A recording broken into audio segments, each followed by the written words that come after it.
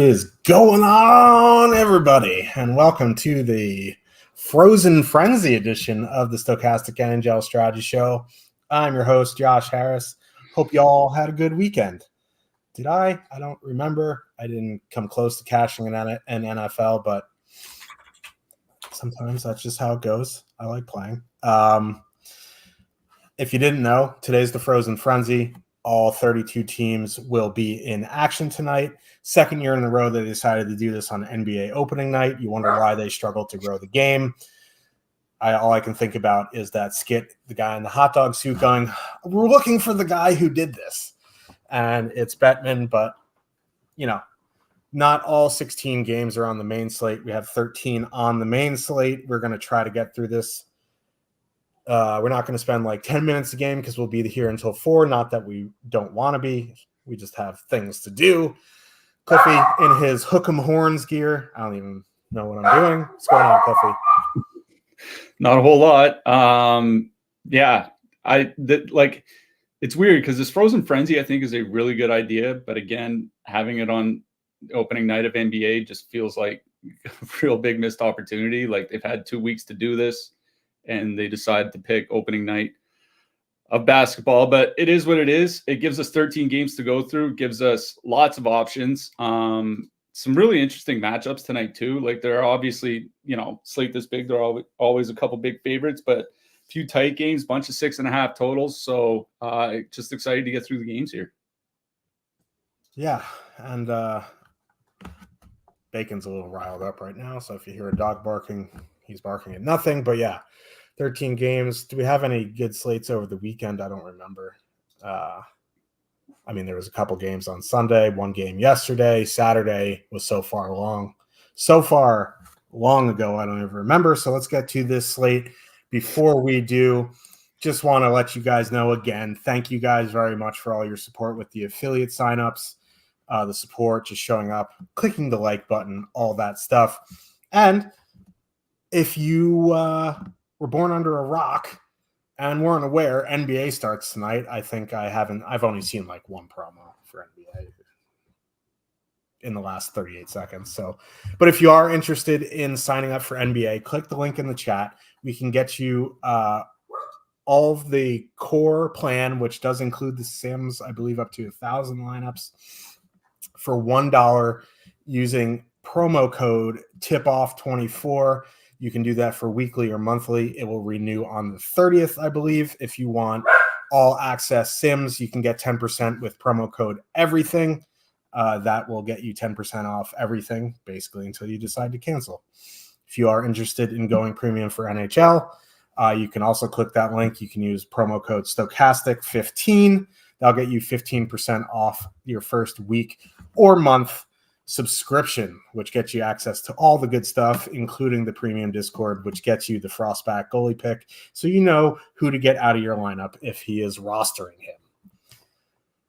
Let's get into this slate. 3x last night on FanDuel, single game, finished third. Arden from Yonkers. Good stuff. Dallas with a 3.2 total. Heading into Buffalo, the Skinny Swords have a 2.8 total. Before we start breaking this game down, we have a $20 super chat from Corey. Thank you very much. Thank you guys for the awesome shows. You both helped me take down the 11 showdown between Calgary and Seattle on Saturday. Love to see it. I'm not a huge showdown guy until the playoffs in NHL, but if you have a niche and you're good at it for NHL showdown, you might as well keep playing it. The money isn't huge in there, but it is, if you're consistently good, it can add up quick. Yeah, thanks a lot for the super chat. We certainly appreciate it. Good job on the showdown. Seattle, Calgary, not an easy game to pick apart, given both teams basically have 3 lines each side that are always in play. So good job on taking that down. Hopefully we can help you take down some more. Yeah. So Buffalo, Dallas in Buffalo. Dallas going Robertson, Hintz, Stankoven, Johnston, Ben, Dadonov, and Duchesne, Marchman, Sagan. Looks like Sagan will be back.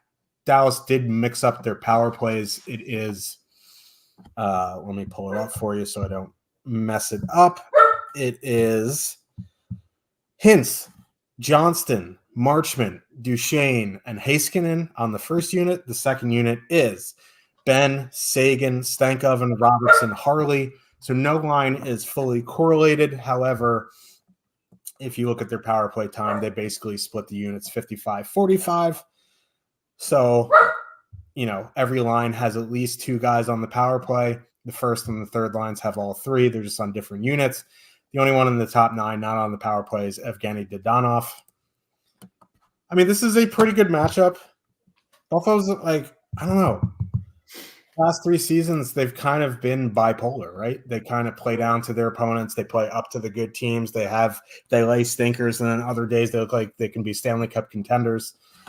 I like Dallas here. They are legitimate Stanley Cup contenders. If you want to go Robertson, Hintz, Stankoven, I think that is perfectly acceptable. You get Stankoven and Robertson on one unit. You get Hintz on the other. The other line I like for Dallas is Duchesne, Marchment, Sagan. They're 10,800. They let you spend up for another line or spend up on D. You get Duchesne and Marchment on one unit. You get Sagan on the other. But again, they split their units pretty evenly. So as a filler, I do like Duchesne, Marchment, Sagan, or Robertson, Stankoven. Won't say no to Johnston, Ben. We'll never say no to Wyatt Johnston. He may end up playing the most out of anyone. So one off Wyatt Johnston's fine. On the Buffalo side, their power play units are an absolute mess. And this isn't the best matchup. If anything, in MME, I would go to Thompson, Tuck, Peterka. But a 2.8 home total doesn't really aspire too much confidence, although the home totals really aren't that large. There are a handful in the threes. So, if you want in 20 max or something, you have one of 20, Buffalo 1.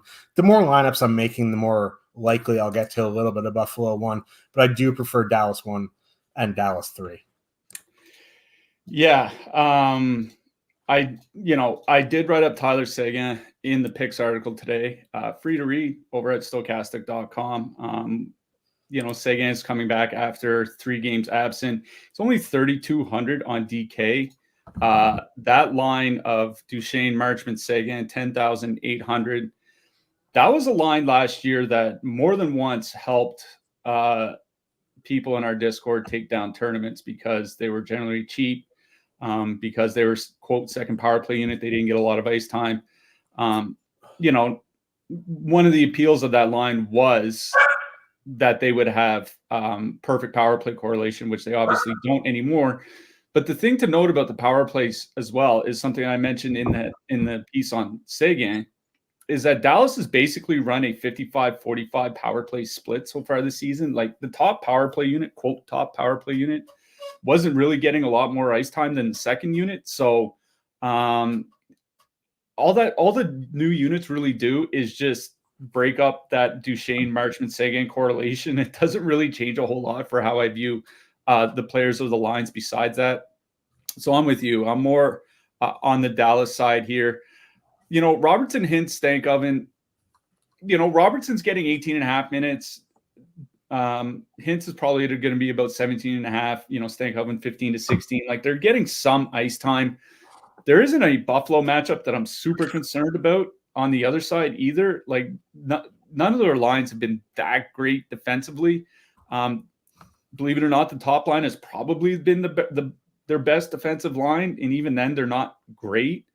So I do like Robertson, Hintz, Stankoven here, especially 16,200, 3.1% top 2 stack, 2.4% ownership. I do like them. If not, it is dropping down to Duchesne, Marchment, Seguin, just because at 10,800, they're priced as a true filler line. There are a bunch of 19, 20K lines on DK that you might want to play here tonight. So I think I'm kind of with you, where it's Dallas 1 or Dallas 3. Buffalo, I'm not super high on here. Dallas is taking, 3.5 penalties per game, which is a fair bit, but Jake Ottinger's been great. The penalty kill is generally very good. The team is generally very good defensively. Like there isn't a lot that I'm concerned about here on the Dallas side as far as a letdown defensively goes. So I think I'm on Dallas in this game for DFS. Dallas 1, Dallas 3, I think make the most sense to me. We agree. New York Rangers with a 3.6 total heading into Montreal. Canadiens have a 2.5. Second highest total on the slate for the Rangers, lowest total on the slate for the Habs. Your Slafkovsky is out. Kirby Dach slides up onto the top line. I think that will help that top line a little bit defensively, but after that, it gets really feisty for Montreal. I still think Trocheck, Panarin, Lafreniere completely playable. You get two of the three guys on the top power play. They're 20,900, 15.6% top two stack, 7.6% projected ownership. You know, even if they get that Suzuki Caulfield Dach matchup, the Panarin line is one of the best at 5-on-5 in the league dating back to last season. So I think that is perfectly fine. But after you get past that line, the second line for Montreal is Joel Armia, Newhook, and Oliver Kapanen. The third line is Gallagher, Josh Anderson, Jake Evans. Like, I kind of really like the Zibanejad, Kreider, Riley Smith line. They've been good to start this season. Zibanejad, still having issues with his shooting percentage, but, he can still dish the puck if he doesn't treat every zone entry like it's a power play. But this is a pretty good matchup for him. You get Kreider and Zibanejad on the top power play unit. This is a very good power play matchup. And even that third line, if you're looking to power play stack something, I think a two-man of Hedel Kako or Hedel Cooley would be perfectly acceptable. You just have to worry about minutes for that third line. They play like 13, 14 minutes, but they're 8,200. It's priced in. So I do really like the Rangers top six. I would prefer the Trocheck line, but I understand they are a little bit expensive. The Kreider line is only 15.2. On the Montreal side, the only thing I'm really interested in is in the top line, but that would be MME only. The more lineups I'm making, I'll get a little bit of Montreal one, but in single entry, it's the Rangers game for me. Yeah, I'll start with the Montreal top line. It's been a while now, but when Kirby Dach first got to Montreal, he was the guy on the top line with Caulfield and Suzuki. Back in the 22-23 season, they played quite a bit together, 360 minutes of 5-on-5, 3.8 goals for, 3.9 goals against per 60 minutes. Like, they raced up and down the ice pretty well. Montreal should be a little bit better defensively than that team a couple years ago, but, they haven't really looked like it so far this season. That Montreal line's not coming in with very much ownership, 2%, 4.1% top two stack at 17,300. I think they're definitely playable. I was more excited for Montreal earlier today when I thought there was a chance Jonathan Quick might start, because this seems like one of those starts that they would give Jonathan Quick. But it's not. It's Igor Shesterkin. And with Shesterkin in net, it's a big, big difference for me. So I think Montreal won. Like, if I was 20 maxing, 150 maxing, they would probably be in play. Single entry, I don't think so.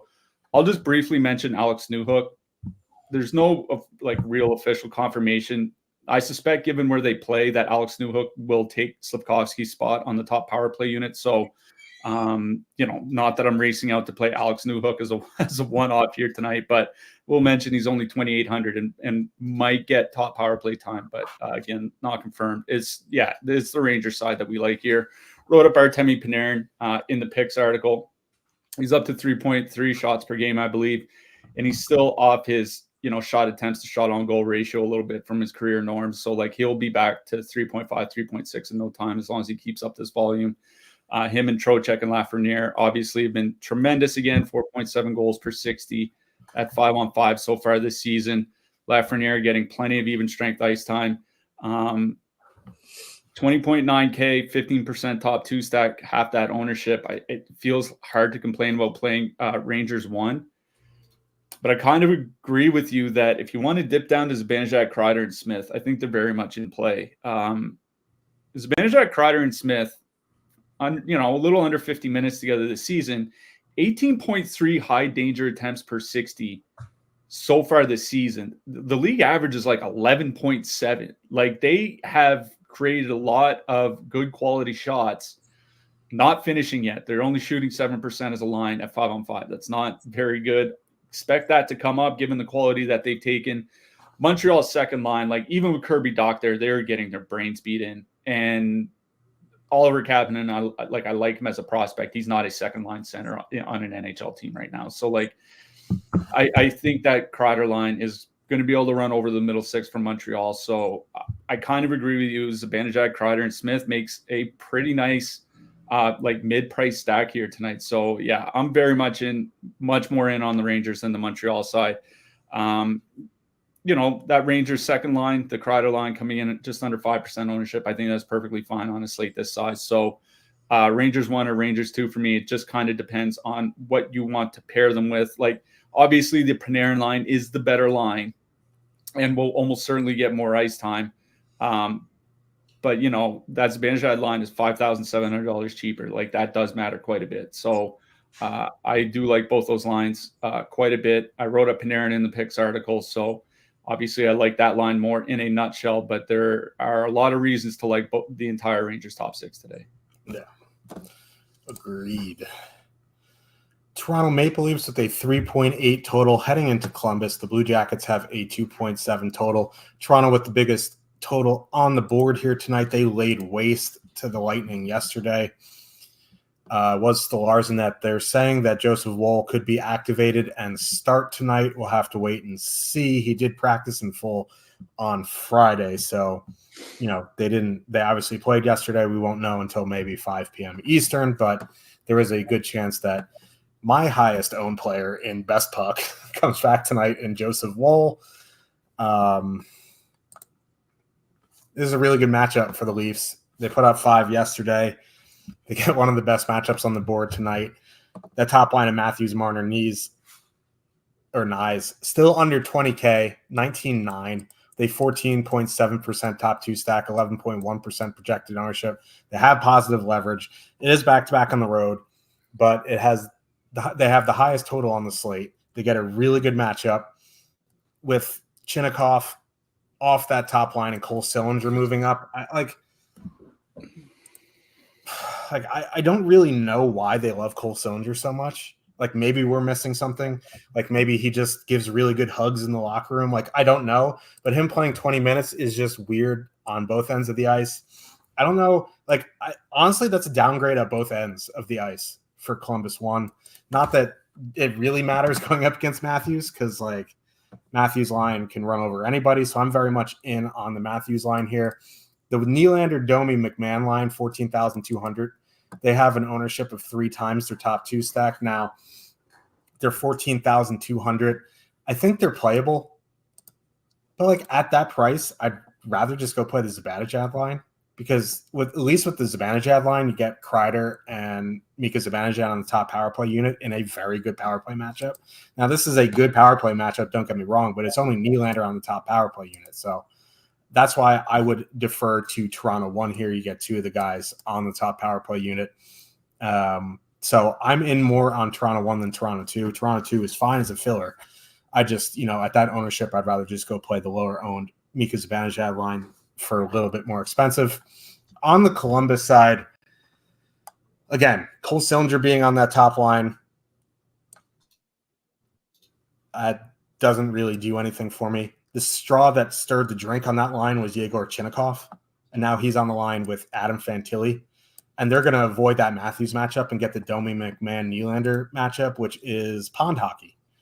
So if you're going to give me pond hockey and you're giving me Fantilli and Chinnikov's Corsi 4 percentage, or his individual Corsi 4 percentage to start the season, has been incredibly high. So I'm very much in on. I'm not saying I'm going to play them in single entry, but they're only 11.7 to full stack. You don't need the full stack. I think of 2 men of Fantilli and Chinnikov are completely fine. That's where I'd go on the Columbus side, but this is a Toronto 1 game for me. Yeah, I agree on Toronto 1. I mean, 2 reasons. One, the Columbus top line with Chinnikov there was playing great. Like, legitimately was one of the best 5-on-5 lines in the season through the first 2 weeks. Taking Chinnikov off and putting Sillinger on is not going to help matters. The other reason is Columbus's penalty kill has been really, really bad to start this season. Pretty much bottom 5 metrics across the board. Doesn't matter, basically what you want to look at. Shot attempts, shots, high danger shots, like everything's in the bottom 5.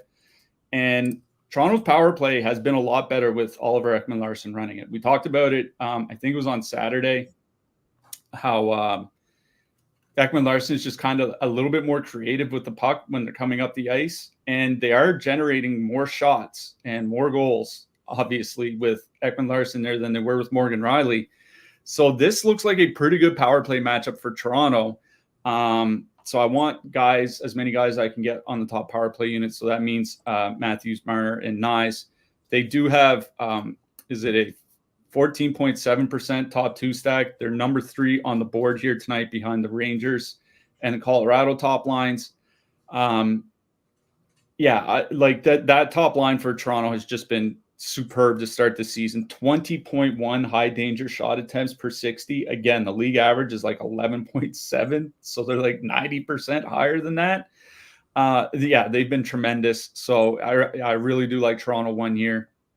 I don't think this is not a situation where I would dip down to the second or third lines. Not saying I wouldn't play like a one-off Bobby McMahon or something like that. I think, one-offs are fine. Like I think a one-off Willie Nylander is also fine. If I'm going to full stack something, it would be the Toronto top line. On the Columbus side, like it sucks because that Columbus top line is technically perfectly correlated. And Toronto is taking a lot of penalties. Toronto's at 4.3 times shorthanded per game so far this season. It's like 6th in the league. And the power play metrics are better than last season, but still around the middle of the league. So this seems like a decent power play matchup for Columbus. I just don't think I think they're going to get run over at 5-on-5 by that Toronto line. So then you're relying on at least 2 power play goals, probably, maybe get lucky with a 5-on-5 goal or something like that. I think for Columbus, this is a situation where I'd be more picking one-offs. Like Adam Fantilli was up to 22 minutes in the last game. He jumped up to the top power play unit, wrote about him in the picks article. He gets Chinnikov to play with. It's the best winger that he's had to play with to start this season. Like, with all the injuries that they've gone through, he's gone through James Van Riemsdyk, Justin Danforth, Kevin LeBanc. Like, there's just not been a lot for Fantilli to play with. So now he finally gets a decent winger. It's going to get kind of a roadrunner matchup against the Toronto middle six there. So I do like Fantilli as a one-off. I don't mind Chinnikov as a one-off. Marchenko is always fine as a one-off. I just don't think there's anything that I'm full stacking on the Columbus side. It's more just picking one-off from their forwards, particularly their power play guys. If I'm stacking anything out of this game, it's definitely Toronto 1. Oh, yeah. And I'll give Toronto a compliment, so feel free to screen grab this and post it all over the place. And I tweeted about it last week. Oliver Ekman-Larsson is what they wanted Klingberg to be. They just, he's been playing 20 minutes. He's not the best defensively, but he provides creativity offensively, which is what they desperately need. Detroit Red Wings with a 2.7 total heading into Long Island. We all know how everyone feels about Long Island. The Islanders have a 3.3 total. Islanders change up their power play units now. It's not 100% set in stone because the guy, Stefan Rosner, Islanders beat, he said, would be shocked if Horvat and Barzal aren't on the same unit, and I tend to agree. But what they practiced was on the top unit was Riley, Barzal, Holmstrom, Nelson, and Lee. Second unit of Dobson, Palmieri, Horvat, Pajot, cat noises. How do you say it? Siplikov. We got a Siplikov. There we go. Thank you. Now, he said he would be surprised if Horvat and Barzal weren't on the same unit. I tend to agree there. I would kind of prefer to see Barzal and Pajot switch places. Then you'd have Dobson, Palmieri, Horvat, Barzal, Siplikov. Now, we'll see. With Duclair being out long-term, first crack at the Horvat-Barzal winger is Simon Holmstrom. Looking at their roster, it kind of makes sense because they just do not like Oliver Wahlstrom for whatever reason. They just don't want to ever give him a shot. So Simon Holmstrom up there. They are up 14,100, 11.1% projected ownership, 3.7% top two stack. I like Duclair up there. I'm not sure what that's going to do with Holmstrom now. They're all going to be on some form of power play unit. Detroit is pretty miserable defensively. They don't have a great penalty kill. So in theory, I do like that line. But I know Nelson, Palmieri, Siplikov have been good to start the season. They're only $500 more, coming in with the same top two stack and 4% less projected ownership. So I'm probably just going to go to them since all of those guys are going to be on a power play unit. They're also going to see the middle six of Detroit. I mean, so is the Horvat line, but the middle six of Detroit is just weak sauce. So I'm in on the top six of the Islanders. I prefer the Nelson, Palmieri, Sipelkoff line. On the Detroit side, it would be the Larkin, DeBrincat, Raymond line. I'm glad Raymond's back up there. They're 16,800. Islanders penalty kill isn't great. The third line of JG Pageau, Zizekas, Lee, their shutdown line isn't great. So I'm in on Detroit 1 and the Islanders top six. Yeah, I hate being in on the Islanders when they're overowned like this on a 13-game slate, but this is a pretty good matchup. I mean, so far this season, the only teams giving up more shot attempts, high danger shot attempts per minute than the Detroit Red Wings are St. Louis, Montreal, Pittsburgh, and Anaheim. It's been pretty tough sledding for the Red Wings. This is not a good defensive team. That Islanders second line has been very good to start this season. 14.4 high danger attempts per 60 at 5-on-5, 4.2 goals per 60, shooting 12.4%, which is a little bit high.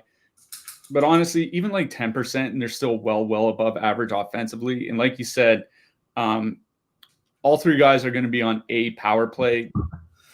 You know, we go by what they ran, then Palmieri and Sipelkoff maybe on the top power play unit with Horvat and Noah Dobson. We'll see what happens. But Palmieri and Sipelkoff playing with Brock Nelson at 5-on-5, they've been really good to start the season. Like, even though Brock Nelson's been, quote, power play 2 for most of the season, he's been getting nearly as much ice time as Horvat and Barzal because that line has been playing so well.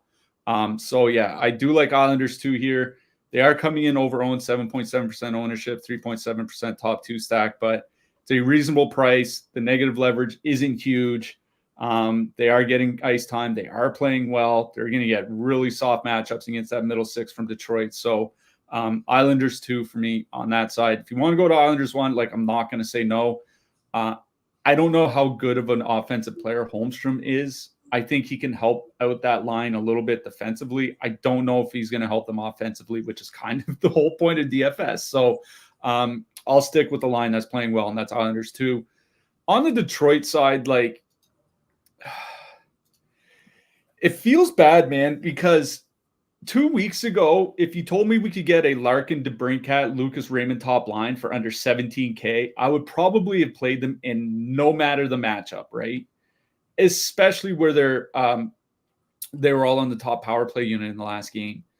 Detroit's really not been playing that well. Now, that line, going back to last year, does have a good sample of scoring. 4.4 goals per 60 at 5-on-5. The league average is like 2.6. Like, they have been able to fill the net, generally speaking, except for the first 2 weeks of the season whenever they have played together.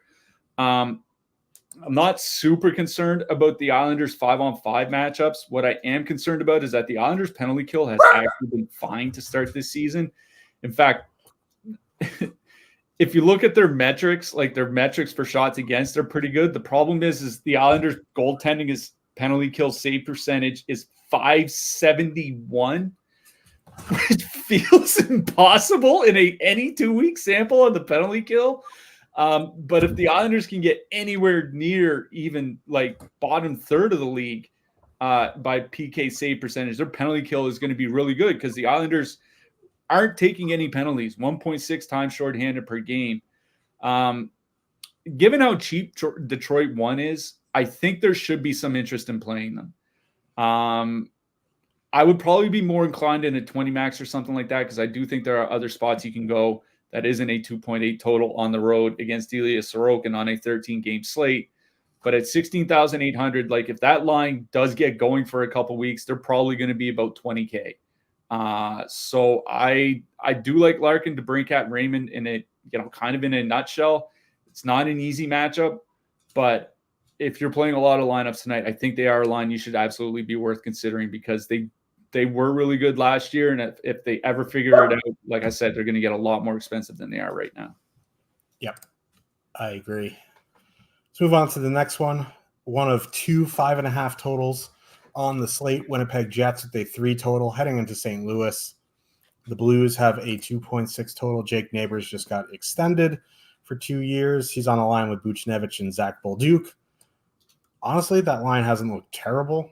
The top line is Kyrou, Thomas, Saad. Winnipeg going Connor, Shifley, Velarde, Ehlers, Perfidi, Nemestikov. Winnipeg 3. You know them. Lowry, Appleton, Niederreiter at 10K. Honestly, don't really mind them as a filler at 10K. You know they're going to get decent minutes. And for 10,000, you only need them to hit the score sheet once. But, I'm not running out to play Winnipeg 3 on this slate. But I do have some interest here in Connor, Shifley, Velarde. Like, nothing coming back at Winnipeg scares me from the Blues side.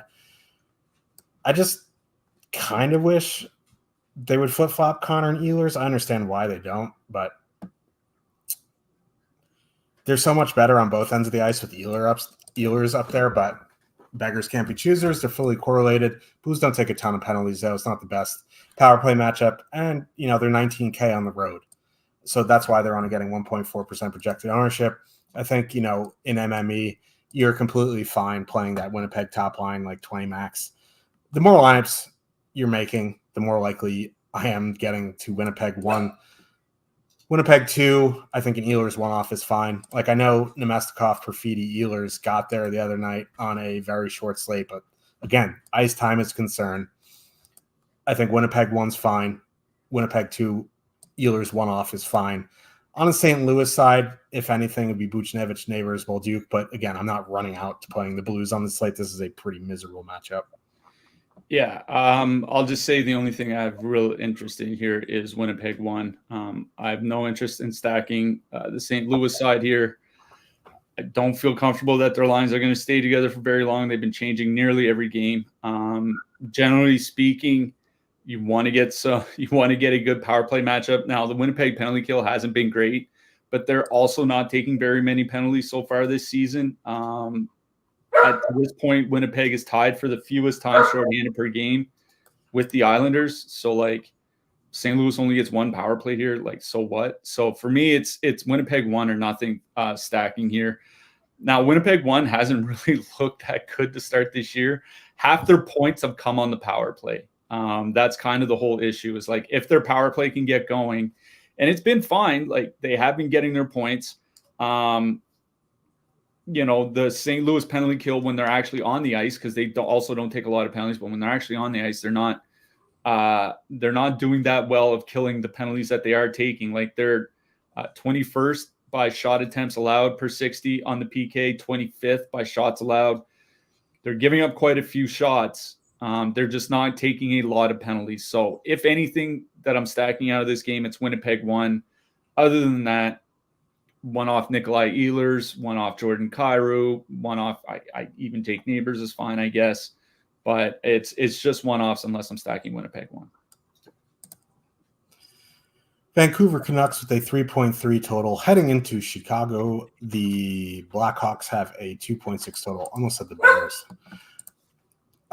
Vancouver Pettersson line with Garland and Hoglander, one of the more higher-owned lines of the night, 12,800, 3.1% projected ownership, 3.1% projected top 2 stack, 11.2% projected ownership. Now, they just play a lot of minutes, and they're so cheap. That's why you're seeing the ownership there. This is a good matchup.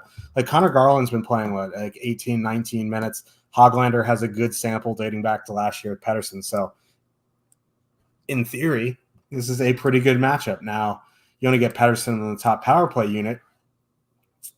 That's the concern. But again, they're only 12,800. They are a pretty good line, 5-on-5. For me, I'm going to the Besser, Miller, DeBrusk line. They're 17,700. They have positive leverage. They're going to avoid the Dickinson matchup. Even if they get the Dickinson matchup, there's no Joey Anderson again. So I'm in on the fully correlated Besser, Miller, DeBrusk. If you want to play Pettersson, Garland, Hoglander, I think that's perfectly fine at their price. That's one of those lines that I would eat the ownership at 11.2% because the Leafs doming lines around the same. This line's cheaper, and they're going to play more minutes than that line, so I'm okay with that Pettersson line at that ownership. On the Chicago side, I don't have a ton of interest. I'll never say no to a Bedard one-off, but that's really about it. I think, in MME, if you want to full stack that Chicago top line, is fine, but it is Lankinen that I would, if it was the other goalie, I would have more interest, but Lankinen has been solid. It does worry me when Hughes and Hronek are off the ice, but again, I'm not going to, hitch my wagon to a Chicago line on a million game slate. So this is a Vancouver game for me. Yeah, one thing we should mention is that JT Miller is a game time decision. Last game for Vancouver, I think they said he only took 2 faceoffs. There's some sort of physical ailment going on. He left the game briefly, did come back, but he did leave the game briefly, didn't practice today, and they said he's a true game time decision. So it's kind of worrying because if Miller is out, there's nobody really in his price range now. Thankfully there are a ton of games that you can swap to later. That's the one thing that concerns me, is that Miller ends up, just taking a rest because it is Chicago. They shouldn't need him to at least put up a pretty good game here tonight. That might mean more ice time for that Pettersson line, though, if Miller is out. I think I kind of agree with you. I do like Pettersson, Garland, and Höglander. Going back to last season, that line, about 75 minutes together, but 13.9 high danger attempts per 60, well above the league average. 4.9 goals per 60. Garland still getting about 18 minutes a game now. There is a lot of ownership on them. I think it's fine because it's such a big slate that it's easy to get much different elsewhere. And like you said, they're going to avoid that I think they're going to avoid the Jason Dickinson matchup. If Miller is in, even if he's out, I'm not that concerned about it without Joey Anderson. So I think it's Pettersson, Garland, Höglander. I'm not super excited about this game in general. Chicago, I think, has a tough matchup against Vancouver just in general. And as you mentioned, Vancouver is getting their brains beat in with Hronek and Hughes off the ice. Like 34% expected goal share, 44% Corsi share with Hronek and Hughes off the ice at 5-on-5. Like, they are getting absolutely run over. That means about half the game is a good matchup for Chicago, but then you're really relying on them doing a lot of damage in half the game. And I don't really want to rely on that. So honestly, in total, like, if anything, I'd probably stack the Pettersson line, but honestly, I don't think I'm going to be stacking anything out of this game, single entry, 3 max, anything like that. One-off Pettersson, I think, is fine. Garland, I think, is perfectly fine. Connor Bedard as a one-off is always fine, but truth be told, I don't think I'm stacking anything here. Fair enough. Colorado Avalanche with a 3.3 total heading into Seattle. The Kraken have a 3.1 total. McKinnon, Rantanen, and Colton. Middle stack, Kovalenko, Logan, O'Connor. Seattle going with McCann, Eberle, Wright, Bjorkstrand, Stevenson, Schwartz, Beniers, Burakovsky, Tolvanen. Seattle is a 3.1, which, I get because the Colorado goaltending has been terrible. But again, new coach, same crap. All these forwards are playing 14, 15 minutes, and then Stevenson's playing 20. And Stevenson sucks. So, what do? You play McCann, Eberle, right? That's their best line. They're 14,200, but they literally may play 12, 13 minutes.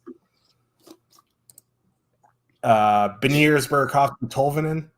Beniers will probably get his 16, 17 minutes, but Tolvanen may play 12. Burakovsky may play 15. You know what I mean? So, it's so hard to full stack anything on Seattle. It would be one-offs, one-off Beniers, a one-off McCann, one-off Bjorkstrand. It's just hard to really pinpoint a stack just because everyone plays very similar minutes. On the Colorado side, it's easily Colorado 1. It's just a matter if you want to pay up for them or not. They're 24,600. McKinnon, Rantanen, and Colton. They're fully correlated. Colton's been insane up there. They've been good on the power play. This is a good power play matchup. It's just, again, they have a 27.4% top 2 stack on a 13-game slate with 7.7% projected ownership.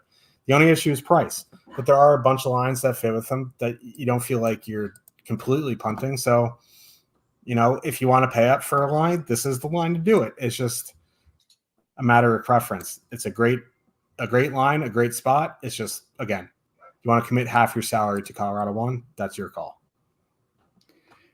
Yeah, that Colorado 1 line has been very good. Like, they don't have a huge sample going back to last year, but over 50 minutes together, 26.3 high danger attempts per 60. Like, that's over double the league average. It's absolutely nutty. I wrote up Nathan MacKinnon in the picks article today. He's up to, I think, 4.2 shots per game. And I talked about shot attempt to shot on goal ratio earlier in the show. Well, his is still a fair bit below his career norms. So, like, he'll probably be back up to 4.5, 4.6 shots per game here pretty soon. So I'm not super concerned about his shot volume. Obviously, they're going to get a lot of ice time. The only way they don't get a ton of ice time is if the game isn't close. And if the game isn't close, it's probably because they got out to a pretty big lead pretty early because of that top line. So Colorado 1 is in play. But honestly, on a slate this big, playing a line that's almost half my entire salary just isn't something that I generally do a lot. It just feels like there are just so many other lines that you can play for $4,000, $5,000, $6,000 cheaper.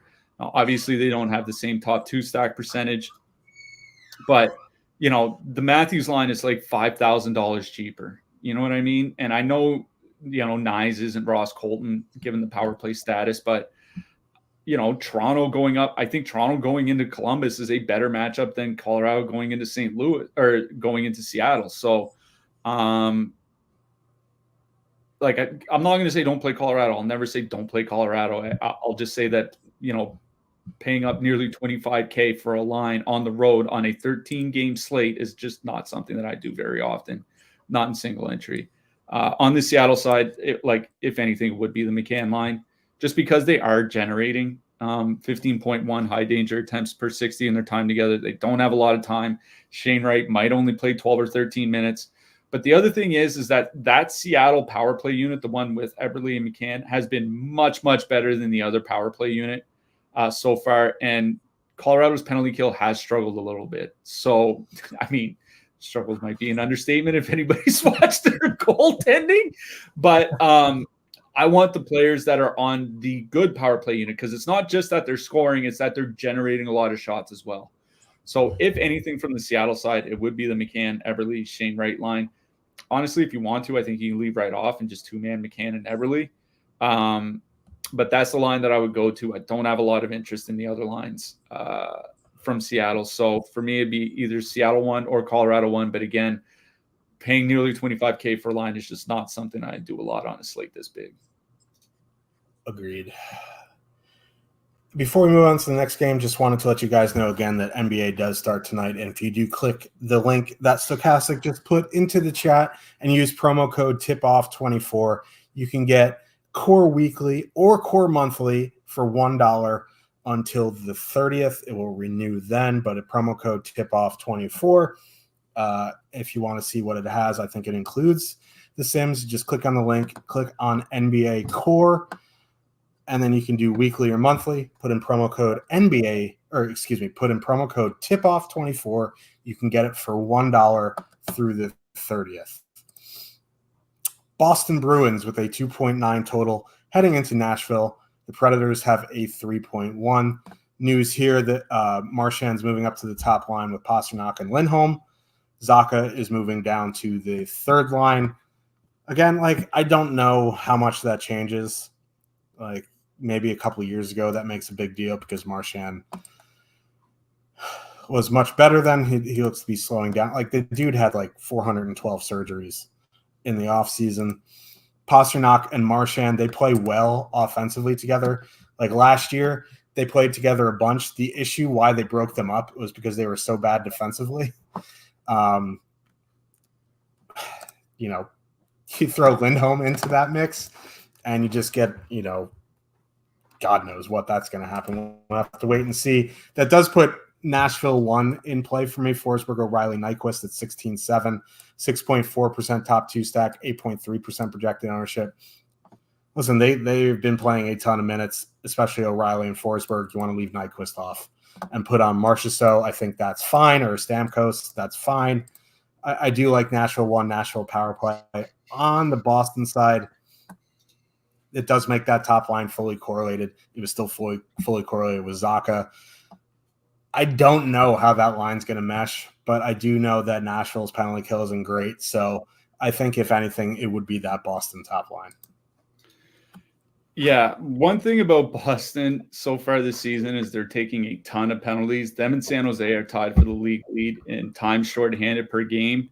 So, Boston generally has a good penalty kill season to season. But if you give up like 5 power plays to this Nashville team, like this Nashville power play, of all the issues Nashville has had to start the season, the power play has definitely not been one of them. That top PP unit's at like 76 shots per 60 minutes in their power play time together, which is absolutely nuts. They've been scoring goals. They've been doing everything. So, I think Nashville 1 is in play here. I agree with you. Just because Boston's not looked great defensively to start this season. I agree with you. Marchand on the top line is not going to help that line defensively whatsoever. And Nashville's power play has looked really good, whereas Boston is taking a ton of penalties. And if Nashville's top line can get 4 or 5 power plays here tonight, they've had the run of play in their time. This was a really good line last season, and they've been a really good line to start this season. The problem is they're shooting 6.5%. Once that gets up to like 9.5%, they're going to start filling the net. I think Nashville 1 is very much in play here. There's 16,700, as you mentioned. 6.4% top 2 stack, 8.3% ownership. Like, there is a 3.1 total here. Like, that is certainly not nothing, especially when you're hosting the Boston Bruins. So I do like Nashville 1. If you want to drop down to Nashville 2, I think that's fine. I don't have a lot of faith that they're going to stick together. They've been swapping those second, third, and fourth lines basically since the second game of the season. So I think I'd be more inclined to like one off one of those guys than I would be to full stack the line. We'll mention Zach Leheureux is in the lineup, but he's on the 4th line, and I don't even think he's in the D8 player pool. So don't really have to worry about him for Nashville. On the Boston side, like, Boston's top line with Marchand there last year was really good offensively, 2.8 expected goals, 4.1 actual goals per 60 minutes, perfectly correlated on the power play. Nashville's penalty kill has been fine, but not elite or anything like that. Like, I think Boston 1 is certainly in play, but like a 2% owned line against an 8% owned line isn't enough to sway me off a line that is $3,000 cheaper, even with the perfect correlation, at home, facing a team that is the most penalized in the league. So Nashville 1 is the line I like best in this game. I think you're fine if you want one off like Stamkos or Marchessault or something like that. Boston 1 is in play, but if I'm comparing both top lines, it's the home line. It's Nashville 1 that I like better. I agree. Carolina Hurricanes, the 3.1 total. Heading into Edmonton, the Oilers have a 3.3 total. Edmonton running McDavid, Hyman, Nugent Hopkins, Draisaitl, Arvidsson, Skinner. Carolina status quo. It's Netchus, Kotkaniemi, Blake on the second line. Top line, Aho, Svechnikov, Jarvis. Top line for Edmonton here is 4,000, or excuse me, let's relax. It is $4,000 cheaper than Colorado 1. It is a much tougher matchup, though, going into Carolina. I mean, it's in Edmonton, but they're still going to be going into Aho, Svechnikov, Jarvis. That's not ideal. They have 11.6 top 2 stack, 4.3% projected ownership. Like Colorado 1's top 2 stack is more than double. If you want to go to the McDavid line here, they're fully correlated. It's perfectly fine. Carolina's generally had a good penalty kill. So, what are you going to say about McDavid line? Like, they could ruin a slate if they wanted to.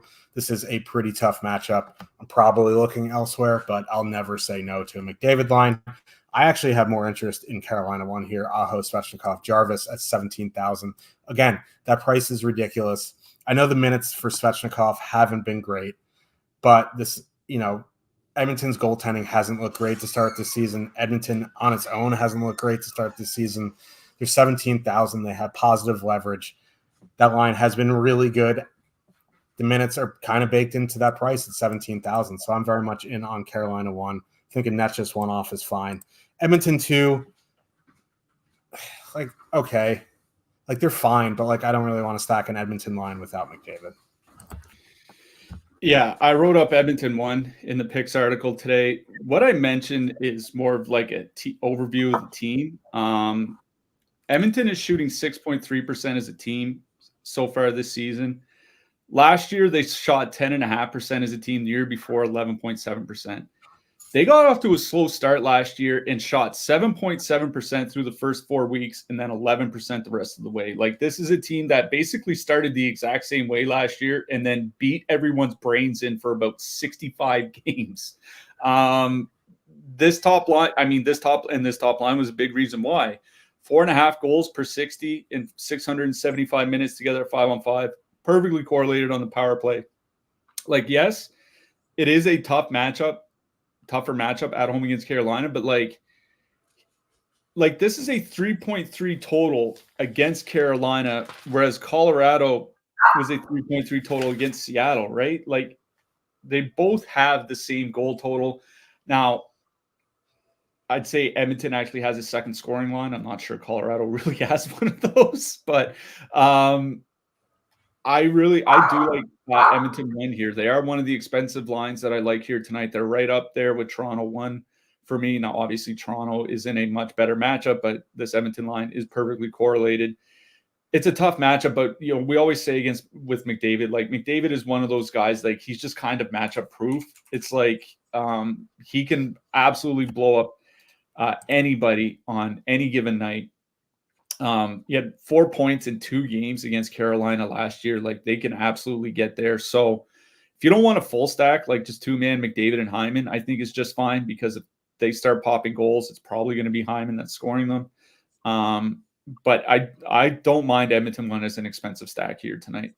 Like I said, they're up there with Toronto for me. On the Carolina side, I do like that Carolina top line. I think there are concerns about minutes, but that concern is kind of baked in, right? Like, this line is 17K. We talked earlier about other lines, like that Detroit line that's around 17K, where if they're scoring like they can, they're probably $3,000 more expensive. It's the same thing with this Carolina line. Like, if this Carolina line gets hot for like 10 days, they're 19 to 20K. So I do like Aho, Svechnikov, and Jarvis as a mid-price line here tonight. They played extremely well this season. 1.4 goals per 60, though, at 5-on-5, but they're shooting 3.3%. Like, triple that number would be about normal for them, which means they'd be over 4 goals per 60. Like, they are just generating a ton. Carolina 1 is one of those mid-price lines that I like here tonight, but even factoring in that they're over $3,000 more expensive, it's Edmonton 1 that I like best in this game by a fair bit. Ottawa Senators with a 3.1 total. Heading into Utah, the Soakers have a 3.3 total. Ottawa going with Tkachuk, Stützle. It's a me, Amadio. On the top line, Batherson, Norris, Giroux, and then Pinto, Gregor, and Grieg. The Utah side is Keller, Schmaltz, Hayton, Genther, Cooley, McBain, yada, yada, yada. This is a pretty good matchup for both sides. Defense isn't exactly at a premium in this game. It is a 6.5 total. I like Amadio for DFS. He's a shooter. I think he'll fit into that top line pretty well. 17,800, 6.1% top 2 stack, 5.1% projected ownership. I think they're fine to stack. The second line, I don't think I'm stacking. I'd probably go with a Batherson 1-off, a Norris 1-off, or Norris Batherson 2-man, as they are correlated on the power play, and Utah's penalty kill sucks. So yeah, if I'm going to full stack something, it's going to be Ottawa 1. If I want power play exposure, obviously you can go Stützle, Tkachuk, but I'll go with the more cheaper 2-man there of Norris and Batherson. I still think Norris should not be a top 6 center in the NHL. He's just not great 5-on-5, but he has a very defined role on this team, and especially on the power play, and he's cheap, so why not play him? On the Utah side, it would be that top line. Like, again, like minutes are kind of spread out a little bit here. It's not full-blown Seattle, but it's pretty close. So if anything, I'm going to the top line of Keller, Schmaltz, Hayton, 5.3% top two, 1.8% projected ownership. It's a good power play matchup. They're fully correlated on the power play. So, I like both top lines here. Honestly, I think my favorite thing in the game is some form of Batherson Norris, which sounds disgusting, but they're priced appropriately. They have a good power play matchup. So I'm going to stop talking and I'm going to think about what I just said. Not expecting that to come out of your mouth on this show. I'm going to start on the Utah side because Keller, Schmaltz, and Hayton, they've been an absolute buzzsaw this year. Remember, last year, Hayton was basically injured the entire season, and it's a wonder how healthy he was. He only played like 34 games. It's a wonder how healthy he was even for those 34 games or whatever. But the year before, they were a really good 5-on-5 line. This year, they've been a really good 5-on-5 line. Over 70 minutes together, 20.3 high danger shots, 4 per 60, 11.2 against. They've been creating a ton. And as you mentioned, Ottawa's defensive play, a little bit to be desired so far this season. Ottawa's penalty kill, also a lot to be desired. Bottom 10 by almost every metric. We have shots, shot attempts, goals per minute, everything. Utah isn't drawing a ton of power plays, which is kind of a problem. And Dylan Guenther has kind of been a trigger man for them on the power play, and he's not on that line, which is another problem. But this is a fair matchup for that Utah top line of 5-on-5, and it's a great matchup for them on the power play. 18,500, 5.3 top two stack, 1.8% ownership. This is one of those lines that is coming in with positive leverage that I really do like here tonight. One of the expensive lines, like I talked about Toronto earlier, they're certainly in play. Talked about Winnipeg. They're obviously in play. Edmonton especially, we just talked about them. They're in play. This Utah line is right up there with them for me, especially where we found out like 30 minutes ago that it's Anton Forsberg starting. We thought there might be a chance that Linus Ullmark would be returning, but it's not. It's Anton Forsberg, the guy that's given up 10 goals on 73 shots so far this season, the guy that has an .895 save percentage over the last 3 years. It's a bad penalty killing team. It's not a good goaltender. This is a pretty good matchup for Utah 1. I do like them. My only concern is like the power play goes like 2 for 5 and Dylan Guenther has both goals. Like that's kind of the concern that I have with using Utah because he is such an important part of the power play. If you want to just like power play stack them, I don't really like doing that on a 13-game slate, but I think this is one of the spots where you could power play stack a team, and that's adding Guenther and Sergachev to the top line Utah stack. On the Ottawa side, I did write up Drake Batherson in the picks article. That's why I can't make fun of you too much for talking about him. He was under 16 minutes in his first 2 games of the season. He's been over 16:30 in his last 3, averaging 18:43. Adding Claude Giroux to the line will help. Claude Giroux is still a pretty good offensive player, even though he doesn't get as much of the heraldry that he used to get, 5-6 years ago, especially, but he's still pretty good offensively. He'll help out that line. I agree with you. It's more kind of one-offs though. Like, Norris is cheap enough where if he can bank a goal, you're probably going to be fine. So like one-off Norris, one-off Batherson.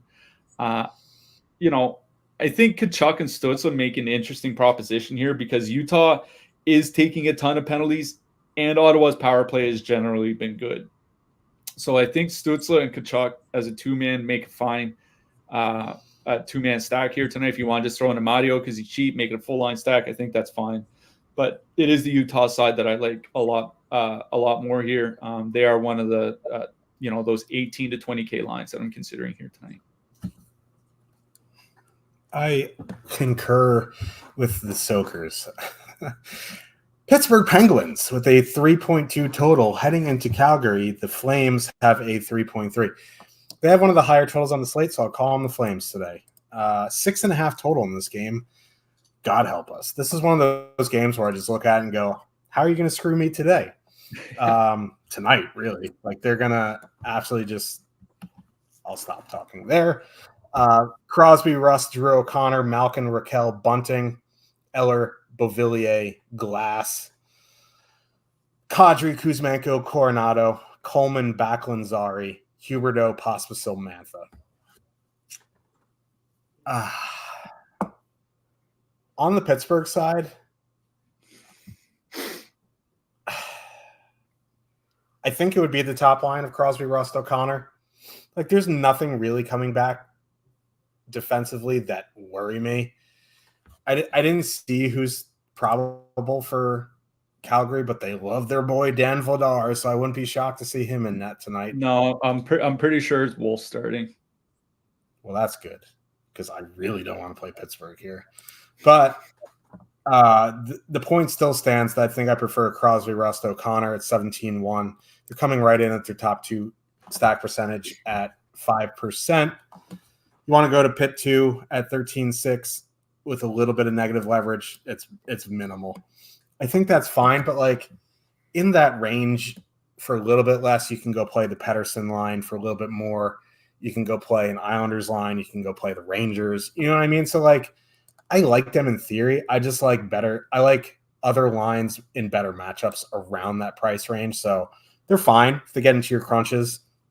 You don't have to, run around like your hair's on fire. You can leave them and it'd be fine. Like Malkin's leading the NHL in points the last time I checked. That was a couple days ago. Could have changed, but he's right up there. He's had a great start to this season. But it would be Pitt 1 for me.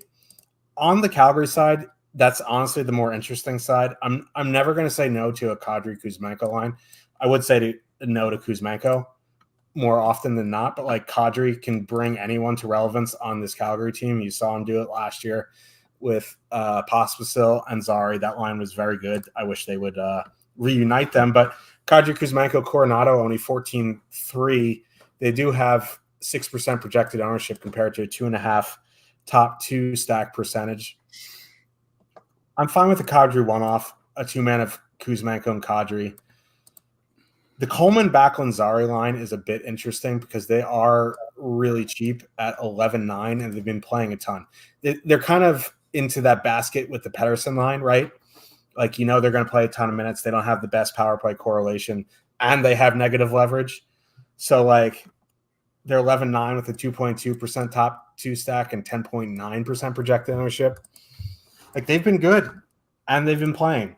So I'm throwing them in the Pettersson basket where I'm like, I'm not like super thrilled about playing them. But again, cheap and minutes usually is a good combo in DFS. So I'm in more so on the Backlund, Coleman, Zari line. Yeah. I'll start on the Pittsburgh side. I wrote up the Pittsburgh second line in the picks article today just because Malkin, Bunting, Raquel was a good line towards the end of last season. What I mentioned is towards the end of last season, they had 14.1 high danger attempts per 60 and 4.7 goals per 60 minutes 5-on-5. So far this season, 17.1 high danger attempts and 4.3 goals per 60. Like, they just kind of kept rolling from the end of last season. Now, I know they broke up the line. Bunting had a rough game, like the first couple outings. That's why they moved the second line around a bit. But they're all back together. They're going to avoid that Backlund, Zari, Coleman line. That's really the only line that I have any concerns about defensively. Like, once you get to the Kadri Kuzmenko line, like, they kind of play fire wagon hockey. Kadri and Kuzmenko so far this season, 149 shot attempts per 60 minutes when they're on the ice. Like, I think the league average is like 119 or something like that. Like, they're like 25% higher than the league average. It is nuts. So yeah, they play up and down the ice pretty quickly. So that's why I kind of like Pitt 2 here. Pitt 1, very much in play. Rust and Crosby. Also trading chances back and forth, kind of like the Calgary top line. They have a pretty good sample going back to last year. They just need to turn, once their shooting percentage turns around, they're going to start filling the net as well. But I think I like Pitt 2 best. Just because they're so cheap, they're basically like they're a filler line, and I think they're going to get the easier 5-on-5 matchups. So Malkin, Raquel, Bunting for me on the Pittsburgh side. On the Calgary side, I agree with you that even with all the ownership, I think it's Coleman, Backlund, Zary, just because, like I said, that Crosby line so far this season, 79 shot attempts for, 80 against. I just said 149 shot attempts per 60 back and forth was high pace. They're at 159. Like, this line is really, really just trading chances back and forth. Alex Nedeljkovic is starting. I have no faith in him whatsoever as a goaltender. Coleman, Backlund, and Zary might end up with like 3 of the 4 highest forward ice times on the team, even though they're technically listed as the second line. It's probably 3 of the top 5, depending on what happens with Jonathan Huberdeau in the power play. So I think despite the high ownership, like that Coleman, Backlund, Zary line, I agree with you. I throw them in the same bin as the Pettersson line in Vancouver, but I think the line that I like best in this game is Malkin, Rakell, and Bunting.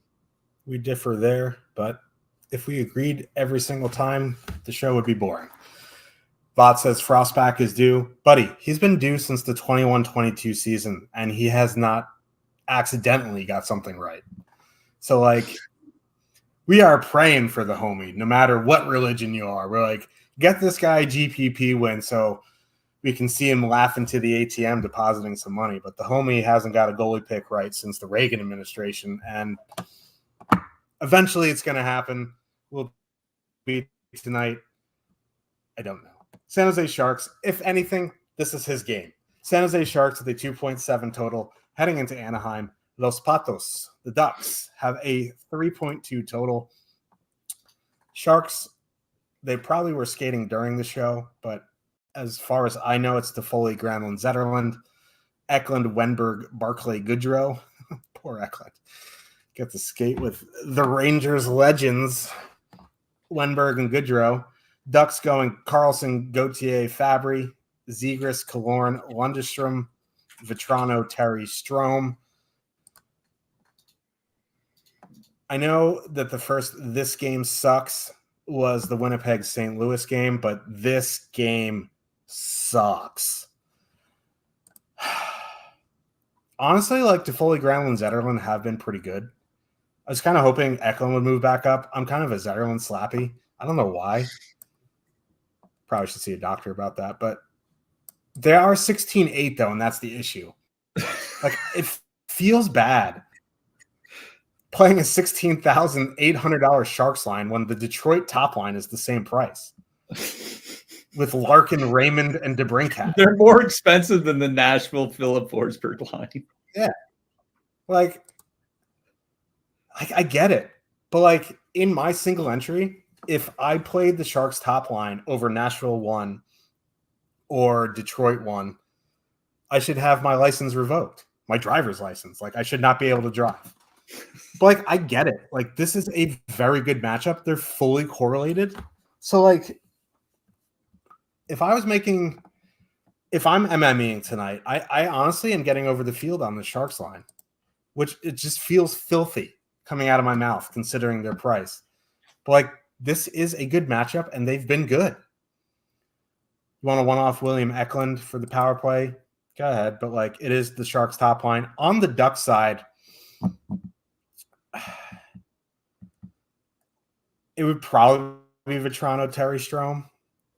Like, let's not pretend the Sharks are a good team. They're absolute cheeks. But it would be Vetrano, Terry, Strome. You want to go to Carlson, Gauthier? I think that's fine just from the fact that, like, you watch Ducks games, you know that Leo Carlson's their best player. Like, it is apparent already. His zone entries are disgusting. Gauthier is shooting, like, his shooting percentage is bound to come up. I think Fabry's a better offensive player at this point than Alex Killorn. So while I do prefer Vetrano, Terry, Strome just for the back of the baseball card adage, I think Carlson, Gauthier, and Fabry are in play. But my favorite line is the Sharks top line. Yeah. The only line that I think will be any good defensively for the Sharks might be their top line. Here's the thing with San Jose as well. They're at 4.8 times shorthanded per game this season, tied with the Bruins for the most in the league. The problem is like the Anaheim power play has just not been very good. They haven't scored a power play goal this season. for several years now. So it's like, this is about as good as a power play matchup as it gets for Anaheim. But the Anaheim, I guess conversely, it's also as good of a penalty kill matchup as it gets for San Jose. But I agree with you. It is the Strome, Terry, Vetrano line that I do like best from the Duck side. Carlson, Gauthier, and Fabry, it's kind of interesting to me in a sense. I'm just not like, Leo Carlson's got kind of that Kirby Dach thing to him, if you know what I mean. Better actual player. Yeah.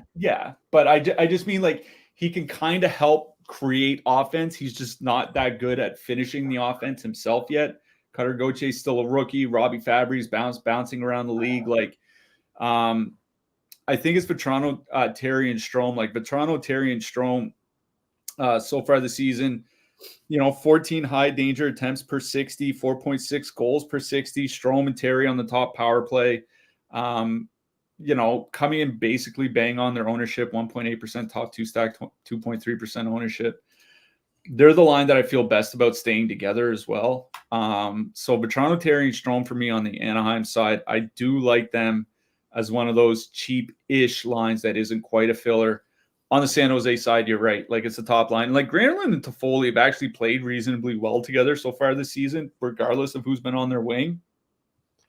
And they are scoring 3.4 goals per 60 minutes.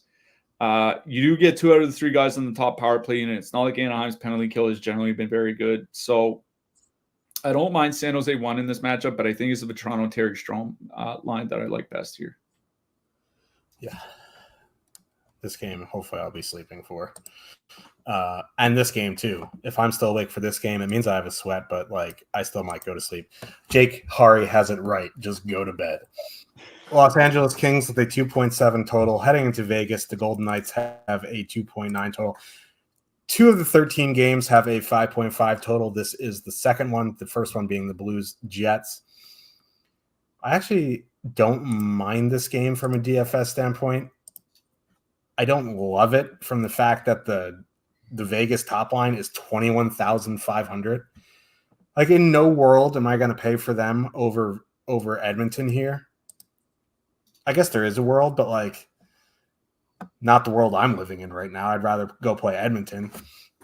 So that would bring me down to the second line of Hertl, Dorofeyev, and Howden. And like, they're fine. And Dorofeyev and Hertl are on the top power play unit, and the Kings have had all sorts of issues. So like, I guess that's fine from a filler standpoint at 10-7. The Kings is where it gets interesting. I know they're 18-5, and I know it's a pretty not great road matchup, but like, Kempe, Kopitar, Byfield have been very, very good, and they're getting 0.1% projected ownership. Like, I don't want to run out and play them in single entry, but they're going to be on my list. Anytime Kempe, Kopitar, and Byfield are together, I am interested.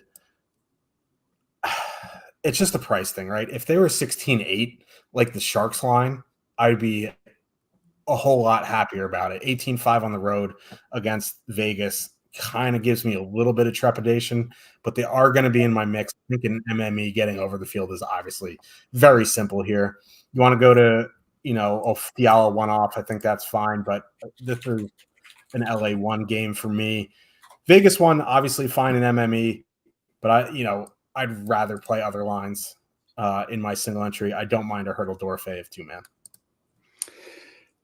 Yeah, it's funny. I was telling you before we came on the air that the LA top line, based on ownership and my personal projections and all that, is one of the better values of the season so far, which feels really weird because they're not very cheap, but it's just the fact that absolutely no one is playing them, right?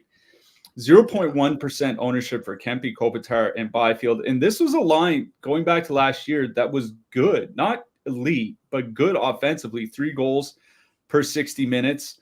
18.5K at 2.3% top 2 stack is what's keeping a lot of people away from them. That's not a very high top 2 stack for that expensive of a line. Like, if you just look at other lines in that price range across the league, like Utah over double the top 2 stack, Winnipeg over double, Buffalo over double, Ottawa over double, like so on and so forth. That's the thing. It's just that no one is playing them. And the Las Vegas penalty kill has really, really struggled to start this season. Now, part of that you can kind of chalk up to their goaltending. But part of it is, and on the topic of goaltending, it is Ilya Samsonov starting here tonight. It is not going to be Adin Hill. Adin Hill has really struggled to start the season. But the Golden Knights are giving up the 7th most shot attempts per minute on the PK, actual shots somewhere around the middle of the league. Like the Los Angeles power play can take advantage of that. But honestly, the thing is like on a 13-game slate, I don't need a sub 1% line. That's kind of the thing, right? Is like, I'll just go, like, you can go play Utah 2%. Like, you know what I mean? It's honestly not that big of a deal. For the same price. Yeah, exactly. So that's why the Los Angeles is grading well for me, but it's because there's absolutely no ownership on them. And like, I'd rather just go play a 2% line that has a much better top 2 stack probability, like a line like Utah, a line like Winnipeg, something like that. So I think I'd be more apt to take one off from the Kings, like one off. Adrian Kempe is always in play. Laferriere certainly is in play as a one off. Kevin Fiala, like him being back with more and Deneau, puts him on a line that was pretty dominant last year. So Fiala is a one off. I think is perfectly fine. I don't think I'm stacking anything from the Kings here. On the Vegas side, like eventually the top line is going to stop shooting 26%. You know what I mean? But the Kings are taking a ton of penalties. After Boston and San Jose, they're the most penalized team in the league. You get Stone and Eichel on the top power play. I do think there are reasons to play that Vegas top line. The issue is like, do you want to play the Vegas top line at 1.6%, or do you want to play the Edmonton top line at 4.3% ownership? You know what I mean? Like, again, it's not enough of an ownership difference for me in most single entry contests to avoid playing Vegas or Edmonton to go chase the lower ownership at Vegas. Like, I think Vegas is fine, especially because I think it's a good power play matchup for them. But at that price range, like if I want to play a low on line, I'll just go play Edmonton instead. I go play even the Rangers top line instead. I think is perfectly fine. So both top lines in play, I think, but I'd be more apt in 20 max or 150 than I would in single entry. I think this is a game where I'd be one-offing certain forwards more than full stacking. Yeah. And like, it's especially true on big slates. It's also true on short slates, but just go play your guys. Who cares? There's so many ways to get different. If you like Vegas 1 over those guys, go play Vegas 1. Who cares that they're coming in with this ownership compared to that line? You go play your guys, you find a way to be unique, and you go about your day. That is the best way to do single entry. You don't really want to overthink it. Fading a line because of ownership, fading your favorite line because of ownership is just always the recipe for disaster. Okay, let's talk about defensemen here. Top of the board, we have Makar at 8,800, Yossi at 7,900, Werenski 7,200, Seth Jones 6,900, Fox 6,600, Mackenzie Weegar 6,500. Outside of the first game of the season, Adam Fox has played 4 games. In those 4 games, he's had zero shots on goal. It's a bit concerning if you're paying up for him. He has been hitting the score sheet, but his peripherals have been a bit of a worry. Makar is really tough to fit in, especially if you're trying to correlate with Colorado.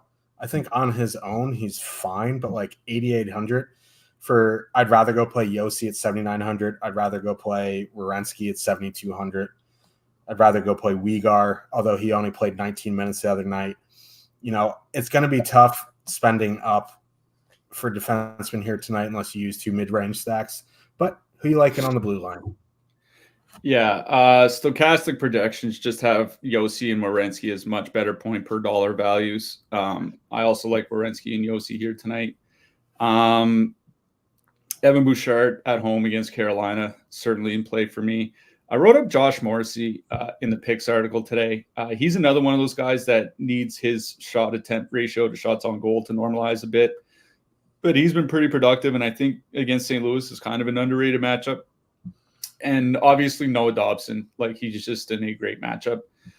At home here tonight in the mid-price range, like Mikhail Sergachev, I think is number one with a bullet for most people, just because he's going to eat a ton of ice time for Utah. Rasmus Dahlin's kind of intriguing, down at 5,500. I do worry that he's playing injured. It's something I think the coach mentioned in one of his conferences either yesterday or the day before. Dahlin was hurt through the preseason, basically didn't get much preseason time right up until the first game of the regular season in Europe. But, 5,500 is kind of hard to pass up. I think Jake Sanderson on the other side of that Ottawa-Utah game, playing for Ottawa, I think makes a ton of sense. Miro Heiskanen, Dallas against Buffalo, I think also makes sense in the mid-price range. Oliver Ekman-Larsson and Pavel Mintyukov for cheaper guys in that mid-price range, I think makes sense. I'm still waiting for updates in Anaheim because Anaheim had 7 defensemen at practice yesterday. We still don't know which one of them is going to sit. And seeing as it's one of the last games of the slate, I'm getting kind of nervous. Like, is it going to be Zellweger? Is it going to be Lacombe? Is it going to be Tristan Lunau or something like that? Like, we just don't know yet. So just keep an eye for Anaheim defensemen for an update there. For super cheap guys like Lacombe, if he plays, I think at 2,600 makes a ton of sense. He's going to be running one of Anaheim's power play units in a good power play matchup. Mike Kesselring, I noticed, got moved up to the Sergachev pairing. He's a guy we've been touting quite a bit this season. I still like him here tonight. Tyler Myers, Philip Broberg, Dmitry Orlov, those guys are all in play for cheap. I'll also mention Ivan Provorov at home for Columbus. He's probably going to have to block a lot of shots. Jamie Alexiak getting minutes as well in Seattle, I think is playable. And also mention Mike Riley. Assuming that the Islanders split their power play units, he's now going to be running one of the power play units that should get some even ice time for the Islanders, and he's fairly cheap here tonight on DK.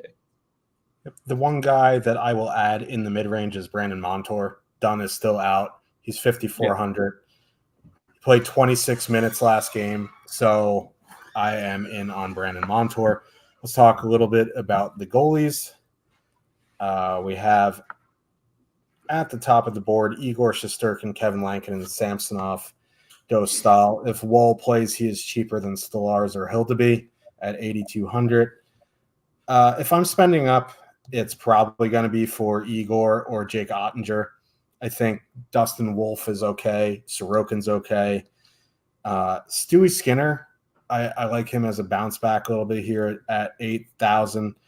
In the mid-range, I think Hellebuck at 7,600 stands out, obviously.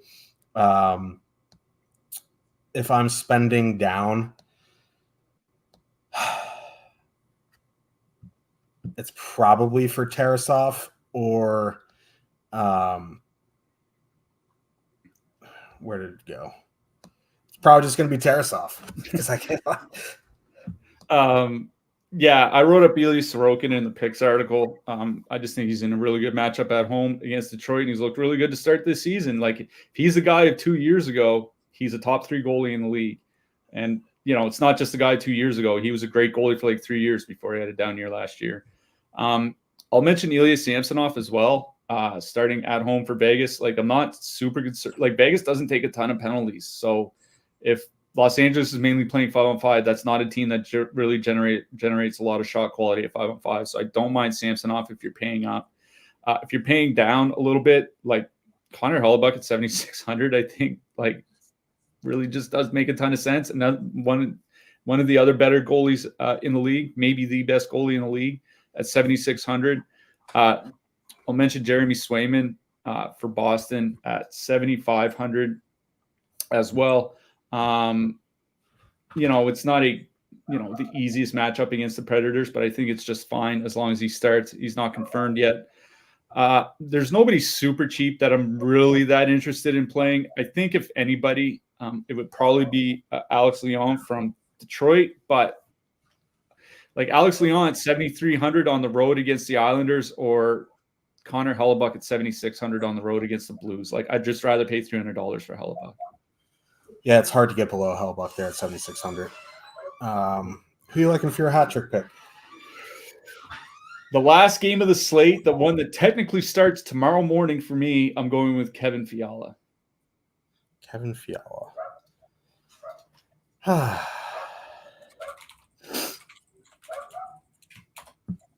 am going Matt Duchene. Ooh, I like that. Let's throw that out. Yeah. So obviously that is the 13-game slate. There is a 3-game early slate. All 16 games are in play today. We'll be back on Thursday. There's only one game tomorrow.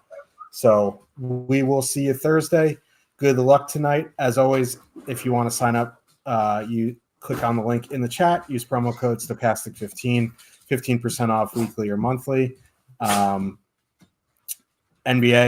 promo code TIPOFF gets you NBA Core weekly or monthly for $1 until the 30th. Good luck, everybody, tonight, and we'll see you on Thursday. Good luck tonight, everyone.